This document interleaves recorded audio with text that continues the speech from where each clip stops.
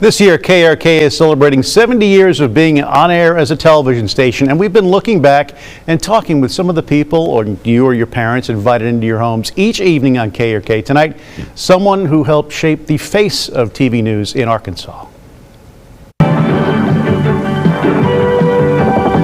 From the news center of Arkansas, KARK-TV Little Rock, this is Eyewitness News. A massive manhunt is underway for the killer of a Missouri state policeman. I'm Carolyn Long. I'm Roy Mitchell. A worker at the Vertac Chemical Company died last night after a toxic chemical. The jewel of the dream team, Roy Mitchell, Dave Woodman, Tom Bonner, and Carolyn Long. Oh, wow. What did you think about seeing that? That takes me back. Yeah. I was actually pregnant then, so that's been a while back, but I love seeing it. Thank you. Well, thanks very much for stopping by. I tell you, all the people that we've asked to talk to, you, of course, are on the top of the list. So many people have fond memories of you in their living room, on their TVs in Central Arkansas. And bring us back to when you came to KARK. You know, it's really difficult to believe in this day and age, but if you wanted to get news, you got them from one of the three stations, and we also were a two newspaper town, and all of those journalists were beating their heads every single day to be the best and to be the most accurate and to get it on the air the first, be the first one to get it on the air. And when I came to Channel 4 is what I know it as, because there were only three channels, and we had a very, very good reputation nationally with the network, because even though NBC at the time was not doing very well in their programming, they were watching our news, and that means, Bob, this was before remote control, and that means that people would be watching the other stations, but when it came news time, they would actually get up, go to the television, change it to channel. 4. Yeah. What was it like being dropped into the middle of these guys, Roy and Dave and Tom? I am just so super blessed to have had that opportunity, and I think my one regret is that I, at the time, just didn't realize how wonderful it was. I think you have to have the benefit of age to look back a bit.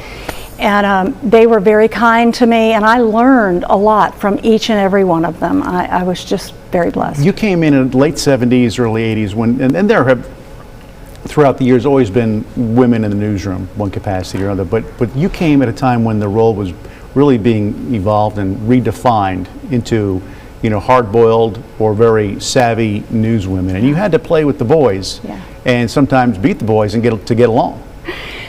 Well, I didn't have much trouble getting along, but it was a tremendous time for me. I was the first female anchor for Channel 4, and people just seemed to relate to me, and I related to them, and it translated into great numbers. So we were at the top of the heap, but it was a tremendously competitive market. All of the stations were competing to get it on the air the first. However, it was very collaborative, because the people that I knew, I still have long friends. There's some of them I still have lifelong friends that were on the other staffs at the other stations. What was it like too back then? Because you were very big in the community.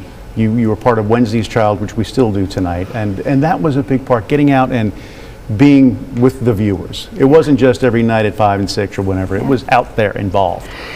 Well, and that came from the top down. David Jones was always community minded, and he wanted his station to serve. And so he loved for us to go out into the community, and that's something that I really enjoyed doing. But we went all over the state, and people would watch us, and they were very kind to invite me to places that everyone there would tell everyone that they knew, and it was a wonderful time. Fondest memory? Oh, I would have to say when my daughter was born. This sounds totally crazy, but they almost did a live shot in the, it was outside of the hospital room, but I thought they were going to come in. Was it during ratings? Yeah, I think it was.